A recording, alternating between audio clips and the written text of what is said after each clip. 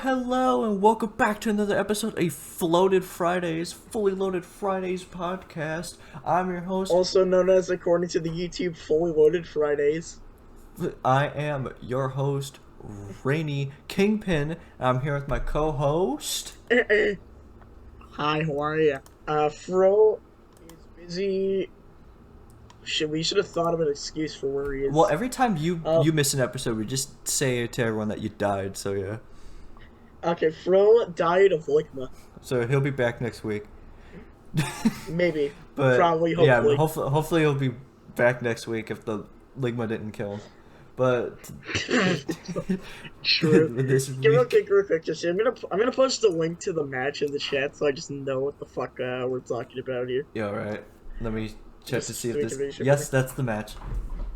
Yes, it is, Shen. So today, this is your pick, Shen. Mm-hmm. Yours. This is my pick. All right.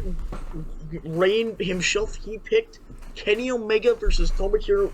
Is it Ishii or Ishii? Ishii. Ishii. Okay.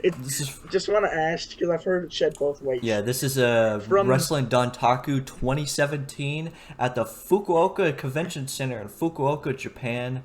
May 3rd. Did he pick it because we're recording this in early May and this happened to take place in early May, or is that just a quirky date? That's kind of actually exactly what it is. Okay, it was either between this one or Okada and Sonata going 40 minutes. I just know I wanted to do a Wrestling Dontaku match.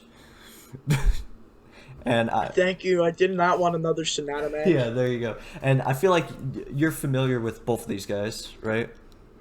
I'm only somewhat familiar with Ishii, more familiar with Omega. Yeah, but before we get into like the story of like this match, so I can like briefly explain it to you and stuff. So currently, this match has a 9.34 on Cage Match. This is the second highest rated Cage Should have just match. been 9.35 for him. No, it's 9.34. No, I said it should have been 9.35. Oh yeah, for him. 9.35. Is he stupid? Chat, is he stupid? What? I'm not stupid. You're poopy head. Oh, real quick, a good news, Sean. I'm back home, so there's no more roommates. Let's fucking go. Loud. No more. What? No more fucking background noise. It's like, hey, yo, cuz, yo, look at this shit. You recording?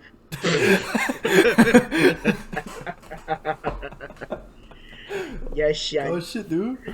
So before we get into this one, I'm back in the childhood home with my diet root beer. hell yeah. Now, before we get into the match, do you want to hear the latest video games that came out during this month, the month of May of 2017? I'm gonna be real. I am a bore for what the fuck came out this year. So I didn't hear fucking shit what you just said. What did you say? I'm not gonna lie. I'm not gonna lie. 2017 for me in gaming is a fucking bore. Wait, didn't Persona 5 come out like the month before? I'm pretty sure it did. Don't know.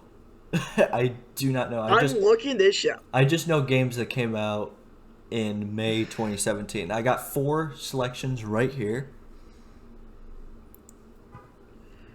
Wait. I just gotta check this real quick. All right. Okay, April 4th, 2017. Okay. Recent enough, but not in May. Yeah. All right. Do you want to hear the 4 games that came out? Sure. So we have. I think this was released around the same day. Prey. That was for the PS4, Xbox One, and PC. I swear, what is it with Prey and getting one game and then never getting its sequel that's intended or was wanted by fans? Injustice 2 for PS4, Xbox One, iOS, and Android. Okay, I remember that game. Just gonna say the iOS and Android one's bullshit. That's pretty much a completely different game. That's kind of like it's like if you ever played The Force Unleashed, there was the PS3 and Xbox version, and then you had the Wii, PSP, GameCube version of it. No, take that Wii and say it one more time. Wii. Okay, I know nothing about this next game, but I picked it because of the title. Okay. What? Samurai Warriors: The Spirit of Sonata for the PS4 and PC. Actually, wait, I think this was like 2 months after the Switch launched, if I'm not mistaken. Oh shit! Or yeah, because the Switch launched in February 2017, right? No, March 2017. Oh shit, my bad. And then our last game here, Friday the 13th for PS4, Xbox One, and PC. Oh, I fucking love. Dude, I loved that fucking game growing up, dude. Hell I'm yeah. so sad it got shut down. Oh damn. Yeah, dude, get this right. This has nothing to do with podcasting. You can cut it off if you want. Someone immediately started making like a fan mod with like extra new Oh, content, for real? and immediately and like within like a day or two, it got taken down. Oh damn, dude. We need more fan mods for games, dude. I fucking love fan mods for games, especially like not to like ball lick here and stuff like that, but I'm like one of the best things for the Master Chief Collection is the Steam Workshop page and how easily it is to like download them and stuff and play them with everybody. And it pisses me off that they don't allow that shit to the Xbox. True. It's True. One more thing here too. Do you want to know what the latest Family Guy episode was during May? Oh hell no, I don't. But you'll still say it anyway. Season 15, episode 18, The Peter Principle. Meg takes advantage of Peter's temporary job as a principal to get even with her bullies. Meanwhile, Stewie and Brian open up a B&B that quickly turns into a brothel. Wait, I just gotta say, I looked out of curiosity, went for Nintendo Switch games from May 2017. I found one called Deep Space Waifu. Hell yeah, that sounds like my kind of game. Oh, we also got another re-release of Street Fighter 2. Can I tell you something? You've never played Street Fighter 2? I have never played a Street Fighter game. I was always a Mortal Kombat mark. That's crazy, Shen. That's crazy. Yeah. What? Exactly. Do you remember no other anything about this Family Guy episode, to be honest? Sorry to cut you off. I don't think I've ever even seen this episode. I just remember it being kind of poop ass. I'm gonna be real with you. Yeah, like most modern Family Guy. It was like super like whatever. I don't remember a whole lot of like funny shit happening in it. It's just like pretty much just Peter abuses his power as the principal, or like Meg kind of like manipulates him to like abusing his power, and then it goes to his head, and then the original principal comes Okay, back. now you want to talk about background noise. What's the fuck in your background, That's Jen? my fucking neighbors. Hold on. You just screamed and tell the baby to shut the fuck up, Jen. I should do that. Fuck that I kid. should do that. Anyways, we're back here. But yeah, I don't know. It's kind of mid-episode. I'm gonna be real with you. That's all I remember from it. Yes, Jen. You know what's not mid though? This fucking match. Let's go. So before we get into the match, I feel like I should give you context so you know what's happening in this match or why they're having this match. Yeah, daddy / mommy / whatever the fuck you want to non-binary word for mommy and daddy is. Rain, please tell me, how the fuck did we get to this, Shen? Well, actually, it kind of started at Wrestle Kingdom 11, the first Okada and Omega match, right? So and not the last. Yeah, not the last. So it was the first Okada Omega match. Obviously, everyone knows Okada won that match to retain his IWGP Heavyweight Championship. So a couple months later, or Stone Cold would say, his IWGP. His IWGP penis. So what? What? Yeah, what exactly? So what did IWGP penis? So a couple months later is kind of like their March Madness tournament as the New Japan Cup held in March. That is not a March Madness. Fucking whatever. So it's more like their King of the Ring. Yeah, their King of the Ring tournament that they hold every March and stuff. Okada just in February he beat Minoru Suzuki to defend the title again.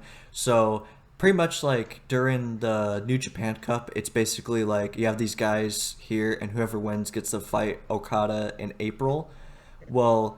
Yes, and to be fair, we did literally cover a New Japan Cup fight. Yeah, so I didn't want to have 2 New Japan Cup matches in a row and stuff. But what's funny was the New Japan Cup winner for 2017 was Katsuyori Shibata, which led to their historical match. But a thing to... where Shibata has to get his brain removed. Exactly. Words of Dave Meltzer. Words of Maeve Deltzer. But...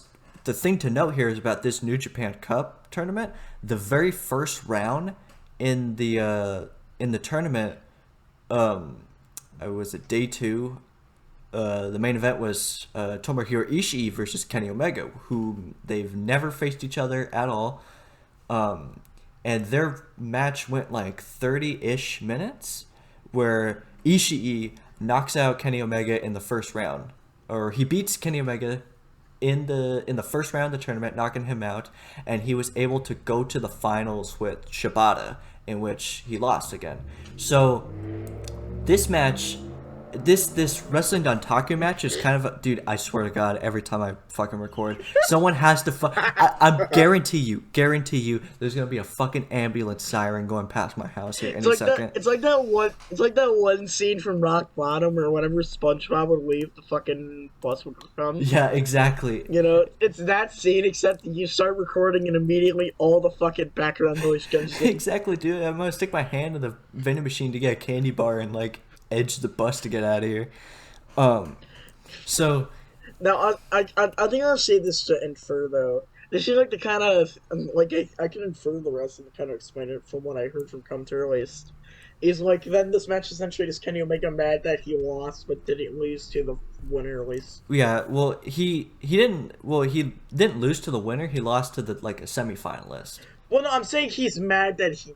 Wait, I thought you said he was the finalist. Whatever. I'm saying Kenny Omega's mad that he lost first round to just the finalist. You want the voice lost to the winner. Yeah, no, the overall winner of the tournament was Shibata, but I know I'm saying. Oh, okay, Rain, I get it. Yeah, Rain, I'm saying like Omega is mad that he lost to Ishii in the first round. Lost in the finals. Yes. So yeah. He would prefer to at least a loss to the guy who won the entire thing. They don't explicitly say that it's a number 1 contenders match, but they say it pretty much is. It's pretty much a number 1 contenders match to where whoever won this match faces Okada at Dominion and stuff, which each guy having something to prove. Kenny Omega needs to get his win back from being bitched out in the first round, and then Ishii kind of wanting that title shot again after losing in the finals of the New Japan Cup. So true. Now, this is a Kenny Omega who has not yet won a world title. Yes, but is still like the big Bullet Club leader, correct? Yes, he's still the Bullet Club leader. I love Bullet Club. Yeah, Bullet Club. What's funny was their very next match between these two was the finals of to become the first ever IWGP United States champion. When they did their first couple of shows in Long Beach, where they first started to do the U.S. expansion and stuff. Yeah, Shen. But this is kind of like the first match I pretty much like show anybody who's like very new to like New Japan, because it's not like a very like deep story, you know. It's a rematch if anything, so you don't really need to watch the first match for like context and shit, and there wasn't really anything like on the line like a title or like a tournament final or anything like that. It's pretty much just a special singles match, you know, so you could come in here with like no context and I feel like you like walk away like really enjoying the match too. And it doesn't really go long too. It goes like 53-55 seconds. No, which honestly I was shocked at how short this was. I thought this was gonna be longer. Yeah, no, knowing a lot of New Japan matches. Yeah, it goes like briefly under like the John Cena AJ Styles Rumble match that happened this January of this year goes like a few seconds longer, to be honest. But this one's kind of a breeze. A Tyler breeze. So what? Before we like. Oh wait, real quick. I need to just say one thing that's topical. Yeah. Apparently, Ric Flair in his last match had a shoot heart attack. Bro had a kayfabe and shoot heart attack in the same match. I just want to say, when I fake it, I get shit. But if he fakes it, oh. That's crazy shit. Okay, continue. Yeah, I just wanted to say that on camera. Do you want to talk about your thoughts on the match right away, or do you want to go move for move what happens? I mean, I'll start a little bit with my opening thoughts. Okay. Because, like, this opening sequence, just, my god, this pulled me in. Was this better than the Sonata match with Okada? Yes. Yes. Okay, that's all I need to hear. Dude, I prefer a match where they open kind of fast, go a little slower, then pick up pace near the end. Yeah. to a match that starts slow as balls and then gets kind of fast near the end, but doesn't even go to like a third gear. Okay, You know what I can mean? I ask you this? Does this match make you want to watch more New Japan? More Ishii for sure. Honestly, I love fucking Ishii in this match, I dude. feel like you would get hooked on Ishii. I feel like you'd I probably really would. like Ishii. Like Jesus Christ, dude! That opening sequence ending with that apron power bomb. Oh my god, that's fucking amazing. So bell rings here. Ishii charges at Omega like right at the start, and Ishii's finisher is the brainbuster, like the vertical drop brainbuster. So he's hitting. Okay, wait, the vertical drop like just a normal brainbuster, pretty much. Yeah, but like the way he does it, he like drops you right on your head. So he puts like it because it's like normally when people like do the brainbuster, they kind of like drop you like right like on your like shoulder blades, if you know what I mean.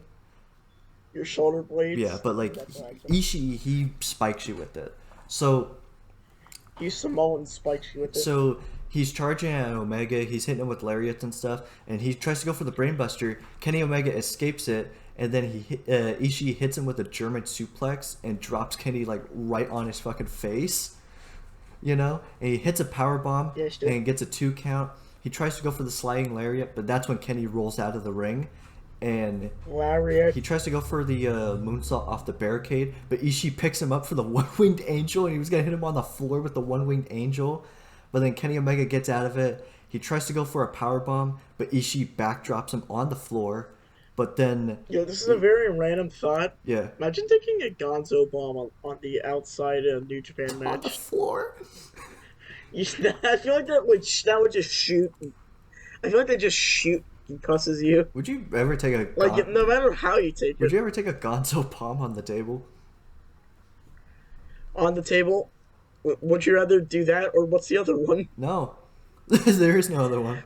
Would you just do it? So, it's not a would you rather, it's just, would you do it? It's not a would you rather shit. I said, would you ever? How, do I get paid? Sure. How much do I get paid? I don't fucking know, buddy. Would you just take it in general? How much am I getting paid? Again, that determines my answer. Oh my god. If I'm getting paid like 10 G's, sure. Okay, yes, you're getting paid 10 G's. 10 G's plus the amount it'll take to cover my medical bills. You don't need medical bills if you just tuck your fucking chin, buddy. Oh my god. Anyways. Fuck, I'm gonna untuck my chin just to spite you now. Fuck you. So, Ishii kind of distracts himself because he like grabs a chair from like, what was it, the Japanese commentary table. But then Kenny hits him with a running drop kick on the floor. And then Kenny hits like the Kevin Owens powerbomb on the apron. Ishii's out there selling, but he barely gets in at 19. Okay, can I say real quick? Okay. I think I'm starting to think I prefer the Japanese 20 count to 10 count. Like, I prefer like the 20 count where it's just faster. Mm-hmm. You know, like, they don't just go 1, 2. Exactly. Like, this is like a 3. Yeah, you know, like I prefer like just the 1, 2. Because it's like a shoot 3, 20. 4. It's like a shoot 20 that they like go for here. Exactly. Like I prefer that, to be honest with you. Yeah, me too. Now, we need to get the 11 count. The nostalgia critic account. So he goes. No. He likes to go one step beyond, dude. Top 11. No, dude, we're gonna do an 8 count. We're gonna do the wrestling with a correct count. You hold up 4 fingers on each hand. So, True. So just hold them like you're fucking doing the fucking Fortune 4 logo. Fortune 4. So Fortune 4. Ishii gets in at 19, but Kenny. 19. Kenny, he tries to go for the Rise of the Terminator spot here, but Ishii blocks it with a forearm. These two are fighting on the apron and stuff. Then Kenny hits a V-trigger on Ishii and into a Snapdragon suplex and hits another V-trigger for a 2 count. Like, I'm gonna show you real quick. This is related to Kenny Omega because it's AEW video game. Did you see that they added John Blood and some others to Fight Forever? Okay, did they shoot at him? Because I thought it was like a community creations. No, like they added them like as a community thing that everyone can play as. Okay, that's pretty sick. I might have to check it out later. Yes. That's pretty. Tony Pizza Guy's entrance hasn't come out with an actual I pizza. got him. I got him hurt. I got him hurt. That's pretty sick though. That's awesome. I have to agree, Shen. Um, Now, could they add Evil Uno? They somehow added John Blood before Evil Uno. I know, right? So Kenny goes for the one-winged angel, but Ishii shoves him off and hits a stiff lariat. And right Lariat. here, all this shit that I just mentioned right here, they give the time 5 minutes have passed in this match. We're 5 minutes in, all this shit's happened. I thought it was longer in the match, to be honest. Nah, right here, they just hit the 5 minute mark right here and stuff. So, Yeah. Kenny Omega, he chops Ishii. He chops him like a few times, and Ishii just like screams right in his face. But then Kenny immediately spikes him on his head with a DDT, and that's kind of like the story in this match, to where like Kenny's working on Ishii's neck to hit the one-winged angel. Yes, Shen. Yeah. So The one wing, or as that one, here comes Fame Marvel, the one wing. the one-winged angle. Yes. So Kenny, he starts kicking Ishii in the back, but then like Ishii's like sitting in the corner and he's like telling Kenny to like, you know, fucking bring it and stuff. And Kenny kicks him right in the back, and Ishii just like, he just goes down, dude. He goes down. So He goes down like Marty Scurll's career. exactly. So Kenny, I think Marty Scurll's favorite rapper is Drake. His favorite R&B artist is R. Kelly. certified lover boy, certified pedophile. He also absolutely loves P. Diddy. Wait, Drake does? No, it's Marty Scurll. Oh, okay, that makes sense, dude. Yeah, Shen. So Kenny starts working on Ishii's neck here for the one-winged angel. He hits a neck breaker, and he does like a half like camel clutch, in which Ishii bites his hand to get out of it. That's pretty sweet. Although I gotta say, Kenny should have been working the leg for the one-winged angel. It makes more sense. How so? You would have a harder time to get out of it, wouldn't he? Harder time like doing a poison Rana to him. Harder time slipping out. You might slip. I mean, like, it makes more sense to work the neck of the one-winged angel, because that's where you're dropping them. Now, dude, you gotta work the pinky. Gotta work the fingers for the one-winged angel. Hey, that's You're Jack. an asshole. You get it? So, Oh, my natural Jack. so Ishii. I'm telling facts. So, so Ishii tries to get some chops in here, but Kenny manages to hit the Kentaro Crusher, which is the, you leap over them into the face crusher. That's pretty Oh, no, as I call it, the soft rider. Or the soft rider. So Kenny hits this. You know why it's called that, I assume. Because the rough rider is where you teabag them. Yeah, this is the reverse rough rider where you teabag their neck. Yeah, so it's the soft rider, the flaccid rider. Kenny hits the flaccid rider. And the soft rider, I think is better, Sean, but I agree. Within 10 minutes have passed in this match. We're after the flaccid rider. So, Sean, I gotta just send you something real quick. I'm scared. This is wrestling related.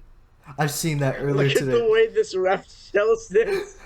I saw that earlier today. The fucking ref. He takes it full frontal. Full frontal ass to the face, dude. I swear. So. He fucking takes it like a champ. Dude, I would too. You would take it too, as long as it's done by your lovely fiance. Of course, dude. Of course. So. Kenny, 10 minutes have passed. Dude, he keeps slapping Ishii right in his bald fucking head, and it's like making the. I imagine every time he slaps him, it makes the Taco Bell sound. And then he spits on Ishii, but like Ishii's like no selling at this point, you know. It's kind of like during like this part of the match where it kind of like it slows down a bit compared to like the rushed like start of the match, you know what I mean? Where they're going like a million miles an hour. But it's like you kind of like need this to let the fans like breathe a bit. Slow down. Yeah, because that's kind of the issue that can happen sometimes in some Lucha Libre matches, where they go super fast for sure, but it's so fast that you kind of have no time to breathe. Exactly. You know? Yeah. So Ishii's like no selling here. Kenny's like chopping Ishii, but like Ishii just like keeps stepping forward, you know, and. He's doing the Hogan shot, brother. He hits Kenny Omega with a stiff forearm here, and he spits on him back, dude, in return. He's spat in the face of people who don't want to be cool. Kenny doesn't want to be cool here. He ends up not looking cool here because you know how Kenny does like the roll over somebody like out of the corner and stuff. He kind of like, I do like how they work this, because normally like this is kind of like where Kenny gets like his comeback in, like his cutoff spot where he rolls his 2K comeback, where he rolls over someone out of the corner and stuff, but he slightly botches it. But because he botches this, Ishii was able to counter it with a power slam. Wait, did he shoot botch it or kayfabe botch it? He shoot botches it because he kind of like loses his balance here on like the like rolling over Ishii. Say that again? You should have just been wearing New Balances. You never lose your balance in New Balances. But like, I like how they turn the, like, Ishii notices the botch and like turns it into like, yeah, you fucked up, so I'm gonna like cut you off again. You know what I mean? So Ishii then hits a backdrop suplex for a 2. He's looking to whip Kenny into the corner, but Kenny bitch slaps Ishii right in the face and picks him up and hits the "you can't escape" on him, which is true. So Kenny goes to the top ropes here, but Ishii headbutts him, and then he hits a stalling brainbuster off of Brett's rope. Off of Brett's rope. Is that the shoot name for what the second rope's called? Yeah, it's the most dangerous rope. Now, dude, the most dangerous rope is the bottom rope. Now, why would that be? I need to hear this. Because that's the big boss man's rope. Remember, he would win a match and pose in the bottom rope? Oh, I thought it was that one time where he went over, he got eliminated in the Rumble, and his head snapped back under the bottom rope. No! Fucking no! Jesus Christ, no. Although that is kind of funny. So, maybe. So, just when Ishii makes his comeback in, Kenny hits him with a Frankensteiner, and then hits him with a baseball slide, sending Ishii over the railing. And I'm pretty sure you can, like, I don't know if you might agree with this, but this might be the spot of the whole match where Kenny Omega hits a springboard crossbody over the railing into the first row. Shades of Dragon Leash then. Exactly. So Shades of Dragon Lee of the illustrious Lee family. So well, actually, on topic, kind of off topic, kind of not. You know Wesley, right? Yeah. Dude pulled a shoot John Cena and came back from an 8-month injury in 5. That's pretty cool. That's pretty dope, actually. I agree, Shun. I'm hoping he didn't do it to, like, even though he's not fully recovered. But if he's fully recovered, damn, man, he might be the next Cena in terms of recovering from injuries. What? I don't know. I was losing my train of thought. I was like, what's fucking going on with Wesley and stuff? I haven't like heard from him since like 2021. No, he had that one match last year with Dijak where Dijak broke his finger. Yeah, Shun. Yeah. That's all I've been hearing about him. I mean, he had a really good North American title run last year, like the longest reign at that belt history. They need to put that belt on again, dude. I swear. I think he should in the future win that NXT title. Honestly, yeah, I agree. I could see it. Like or just like bring him to the main roster and let him just be like a U.S. title contender. Nah, I don't think so. Or U.S. title, or what? Win the U.S. title rather. No, I feel like they can like do a good job building him up as like the smaller young babyface who could put on good matches. Like kind of like the next like Johnny Gargano, if you know what I mean. Yeah, the next Bonnie Barbano. Yeah.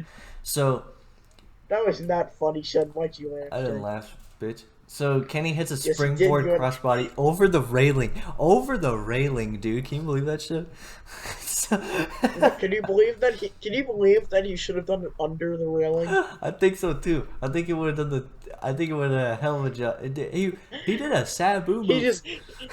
He just goes under, does it to the outside, hits the railing, slides on the floor, crawls underneath it, then hits another crossbody. Hits a standing crossbody. It's who the fuck's known for doing standing crossbodies? But I don't know. I don't remember. I just know running crossbodies, but like no one's ever done like standing right in front of their opponent to do a crossbody. True. Yeah, I think that would have been a better spot to be honest. Just jump over, hit the guardrail with your stomach first, slide on the floor, slide underneath the guardrail, and then do a running crossbody. That would have been a great spot. Don't lie to me. Yeah.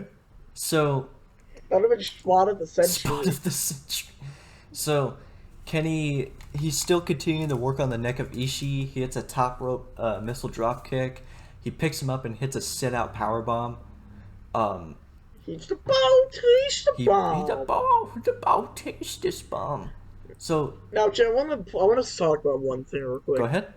I fucking hate Don Callis on commentary. In this match? No, just period. To be honest, I just don't like Don Callis on commentary. Okay, for like shoot or like kayfabe. For like shoot, like he's just annoying as shit. But I don't know. I feel I liked a lot of like Don Callis New Japan matches and stuff. Like even though he like Yeah, he put on some 7 sword barn burners with Okada. he did, yeah. But like he I do like Don Callis sometimes on commentary. One of my favorite ones. I don't know, just him just bald like in Kenny the whole time and stuff is, you know, sometimes you just kind of need a heel commentator like that. There have been a few times where like he has some like quips in and shit, you know, and one of my favorite Don Callis performances on commentary was the Young Bucks Lucha Brothers cage match from All In 2021. Because he does a real good job working off of Tony Schiavone. Because there's one exchange that like sticks with me and stuff, where the Young Bucks are like ripping off the Lucha Brothers masks and stuff, and like Don Callis is like, you know, screw their traditions, screw their customs, you know, let us see their faces and stuff, and it's like Tony Schiavone's like, dude, that is so disrespectful for them to be doing that, and Don Callis is like, what do you mean? This is strategy to like distract him. And Tony Schiavone's like, dude, don't give me that bullshit. You know? I don't know. To me, at least, I just like don't like heel commentators. I like commentary when it's a lot more like just objective. Okay, what if I don't really like commentators who just kind of randomly, for no reason at all, just side with the heel. Sometimes, like they have no reason. Sometimes you kind of need that. Like with Jerry Lawler, it was fucking annoying, you know. But sometimes you kind of need a heel commentator. Like for example, like JR and Paul Heyman. You know. Yeah, that's good. But that one I think fit a bit better also. Because that was during the invasion angle. Yeah, but like even before that's the one else like even before the invasion angle, like Mania 21 or Backlash 2000 or Mania 17 and Backlash 2001 and stuff, where he just kind of like just works well off of JR, just getting him like super pissed about shit, you know. And sometimes you just need like a heel commentator just saying some like good one-liners and like is kind of smart with their commentary too, and like knows what they're talking about and stuff, if you get what I mean. Because if it's just like Jerry Lawler where he's just annoying shit the whole time, then it's like that's gonna annoy you, you know. But like if the heel commentator, you know, is praising a heel, but like he brings up some valid points about why the heel is smart and stuff, you know, it's like it makes sense, you know, if you get what I mean. I don't know. Okay, another. At some point, we're gonna have to talk about the Okada and Omega matches. But one like line that always sticks with me, that like lives rent free, was during Okada and Omega 2 at Dominion, which is funnily enough, which is the month after this match we're talking about takes place. It's the one where they went to an hour draw, and they're like the final 30 seconds of the match, where. Because you know how Okada does the drop kicks, right? Yeah. Okay, sorry, I can tell you were on. There's the 30 seconds are left where like Kenny's trying to like hit in V triggers and go for the one winged angel, but Okada keeps cutting him off with the drop kicks. So he hits one last drop kick before the Rainmaker, and Don Callis is screaming on commentary because everyone's losing their shit because there's like 30 seconds in the hour-long match, and he hits him with like one final drop kick before the Rainmaker, and Don Callis on commentary just screams it off. He's like, he hits him with that drop kick, that goddamn drop kick, you know, like he's getting so sick of it. That goddamn brand metal. Yeah, exactly. And so he hits him with that goddamn drop kick, you know, and like that sticks with me and stuff. So it's like I could see why like he may be a bit annoying on commentary and stuff, but it's like there has been like a few like good gems that like kind of like stick with me. You know what I mean? I know what you mean. Just maybe not this one. Yeah, maybe this is not like as good of a performance, but I've known for sure he has given good performances on commentary before. Yeah, it's just I just don't think it's this one. Yeah, personally. That's fine. Was there any like lines that stick out to you that you remember? Just shit like him just going like, oh, that was definitely a 3. Like, dude, shut the fuck up. It's just not. You're not making a point or anything like a true actual point. Mm-hmm.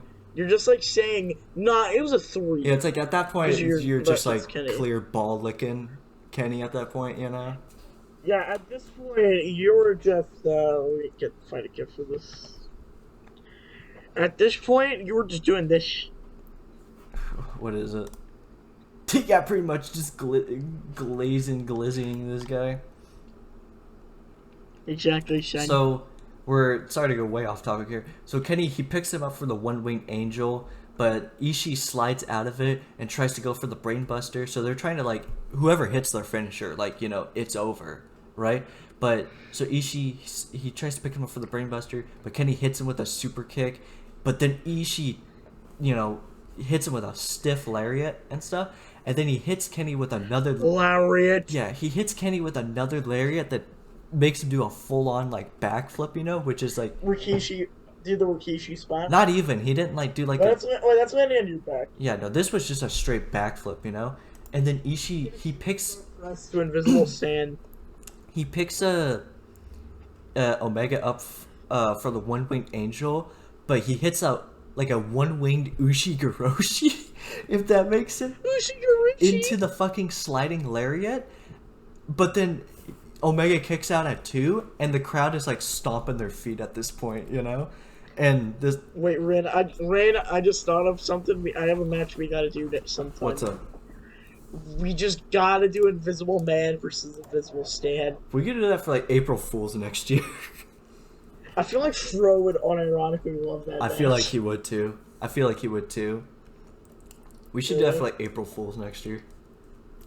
We should. So it's like a special episode, like we make it seem like we're reviewing Omega Okada, then it drops, but then you watch the video, it's just like, hey, what's up guys, welcome to Fully Loaded, and I just like barge it or some shit, I'm like, hey Rain, nah, fuck that, we gotta cover Invisible Man. True. It's a bonus pick. It's the bonus episode. It's like it's fucking like uncovered, like unreleased, like secret episode or some shit. The lost episode. It's a spoing boing. It's like when Patchy the Pirate found out about the SpongeBob lost episode. It's like, that's it. That's the lost episode. It was a bunch of walker cycles. Hey, one of your fun facts. You know all that merch he threw out was bootleg. What's up?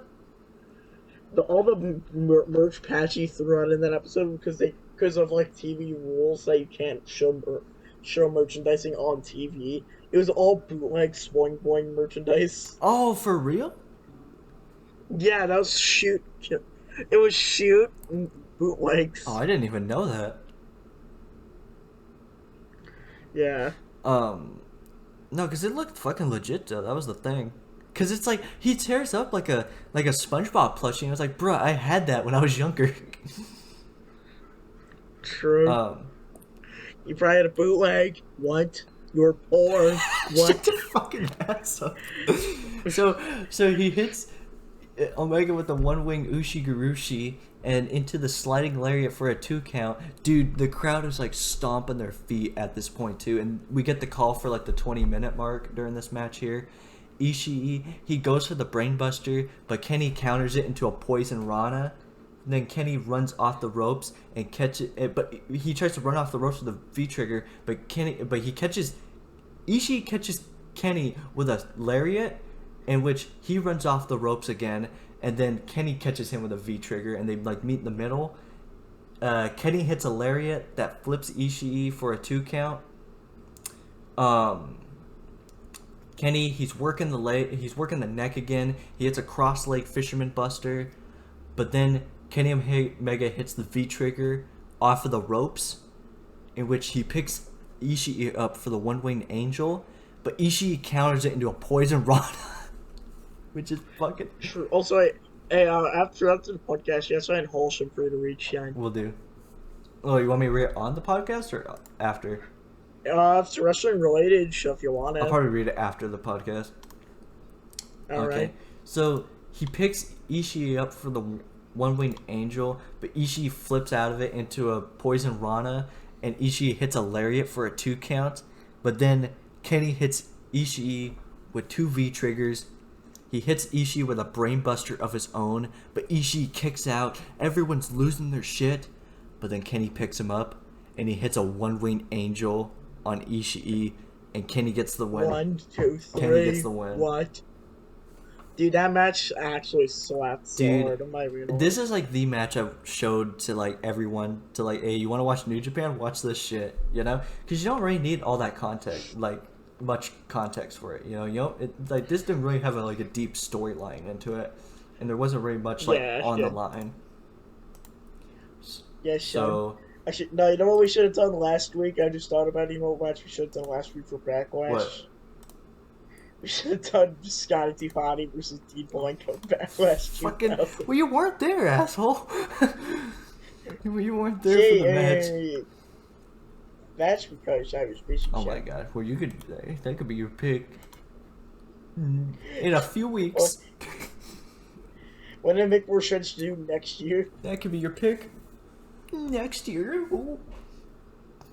So. Alright. Well, I think this match fucking slapped, dude. This was a very hard-hitting affair. What would you give this match? Kenny. Oh, I'm trying to give my thoughts first, Shun. Okay, go ahead. Shun. Like, the way that each of the men sold, the way that they hit the moves, the psychology. Like, there's a moment where, you see Ishii trying to kick out, moving his leg. Mm-hmm. I like that. I like the idea that, they don't just sit completely still until a kick out. Like, you can see them actively trying. Yeah, like trying to shoot kick out, you know? Yeah, it makes more sense. Mm-hmm. The way, they did the false finishes was fucking great. The high spots for what they were, and how few of them they were, because you want to save them. It almost were great. That fucking crossbody. Yeah, it almost seemed like a race at some point of just somebody needs to hit their finisher first, and once they do, it's over. You know? Yeah, the way that Kenny hit that crossbody that crossbody inside the ring post, the way Kenny hit that apron power bomb. Mm-hmm. The way that Kenny sold those lariats, oh my god, dude, this match is so fire. Yeah, this was... I'd give this a 5. You'd give this a 5? 5-star. I think I would, Shane. Do you want to know what Meltzer gave this one? 5. 4 3/4. Wow, what a ball licker. What do you mean a ball licker? That is lower than what you gave. Because he is ball licking. Yeah. Because he does not involve Kazuchika Okada or the Tokyo Dome. Yeah. No, but this does involve Kenny, though. It does involve Kenny, though. True, but it needs to be Kenny Omega and Okada, or Kenny Omega and in the Tokyo Dome. Exactly. It has to be both statistics. Without it, then no. Yeah. Kenny Omega and Okada can put on a 5-minute match where they do nothing but stare. Kenny does the fingerprint of doom, and Meltzer would still give it a 5-star. You know what's funny? So this is the second match of the Ishii Omega rivalry. They had a total of 5 matches. Would you like to hear the star ratings for all these matches? Let me answer all the rest of them are 5. So their first match, which is at the New Japan Cup, that led to this one, was 4 3/4. This match 4 3/4. Their next match at the whoever crowned the first United States champion, 4 3/4.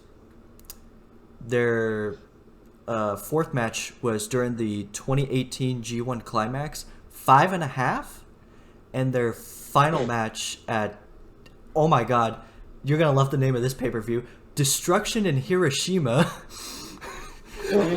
got 4 3/4. Bro, I swear they were a 3 4 3/4 making machine. Dude, to Maeve Delster. I want to see another match between these two. I don't know if we're ever gonna, but I would love to see. And what's funny too is right after their Hiroshima match, like a couple weeks later, they had a tag team match together where it was Omega and Ibushi versus Okada and Ishii. That got 5 stars. Which, that was at the Walter Pyramid in Long Beach. The Walter Pyramid? Yeah, I'm sorry, the Gunther Pyramid, my bad. No, but this one on Cage Match, this is their 3rd highest rated one. The lowest rated one on Cage Match was their final singles match together. That's crazy. And no shocker, the highest rated one in the rivalry was the 5.5 star one, which I feel like you would love that one a whole lot, but I want to save that for like July or August, because for the Spirit of G1 Climax, you know? But I still prefer the G2 Climax. At some point, would you like to watch another match with these two again? I think I would. Yeah. They're... definitely would. So, you give this one 5? I'd give this 5. You know what's funny, Dodge? You also give I it 5? also give it 5. Now we're gonna say, no, I give it 4 3/4. Fuck you. Yeah, I give it 4 3. Fuck you. No, I legit honestly give this one 5. Dude, I feel like this would have gotten Match of the Year if this was any other year. If it wasn't for this taking place. I did. If it wasn't for the banger of a match that was Jinder Mahal versus Randy Orton, my god, at Battleground 2017 with the Great Khali coming out. Oh my fuck. Then this would have a decent chance being Match of the Year. I don't ever want to review that match, the Punjabi fucking prison match. I don't ever want to review that one. To be fair, I don't want to review it either. I don't know. I like memeing the Great Khali, but I don't want to actually watch a Great Khali match. If Fro's here, he says, "Hey, fuck you. Guess what we're watching next week?" Oh shit! But no. All right. Well, next week, speaking of, is a special pick because May 19th was not on a Friday, but it's next weekend. So fuck you. We're covering a Kane match. It's gotta be Kane. And this is your pick. Now, originally, that son of a bitch, I was supposed to do the original Money in the Bank ladder match. What you drank? And then Fro, because he accidentally watched that instead of the Elimination Chamber, picked that for the week after, the last week. Yeah. So, he took my fucking pick. So I was like, shit, what was I gonna do? Then Rain was like, hey, let's do Kane versus Fake Kane. And I agree, so next week we're doing Kane versus Fake Kane. Oh my god. At Unforgiven 2006. Holy. It's Unforgiven 06, right? Yeah. Yeah, and the week after we gotta do Fake Undertaker versus Undertaker. Oh my god, no. That's horrible. Actually, and one of your fun facts about one, you know Fake Undertaker fucked Real Undertaker's shoot wife? What? Tell me this story. What the fuck? I never knew this. I don't remember the full details. All I remember is just like that is like shoot something that happened. So Taker got cucked by Fake Taker? Yes. Dude, that's insane. Look at Googling it. Yeah, please Google this. Yeah.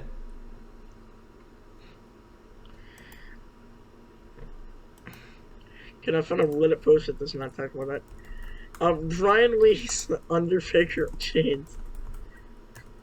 But potential. Okay, I can probably do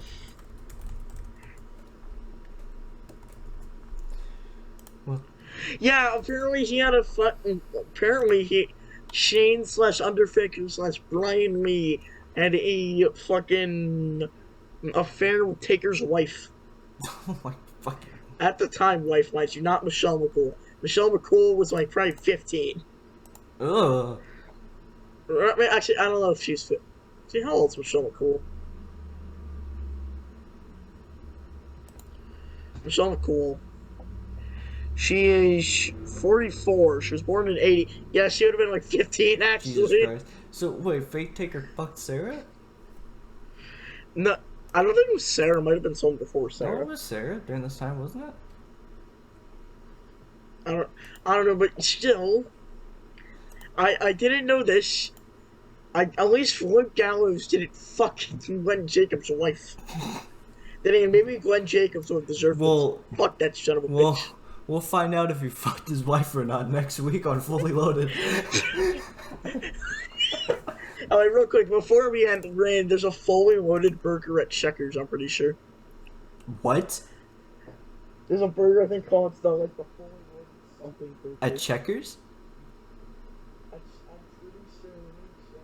Dude, we need to get this burger.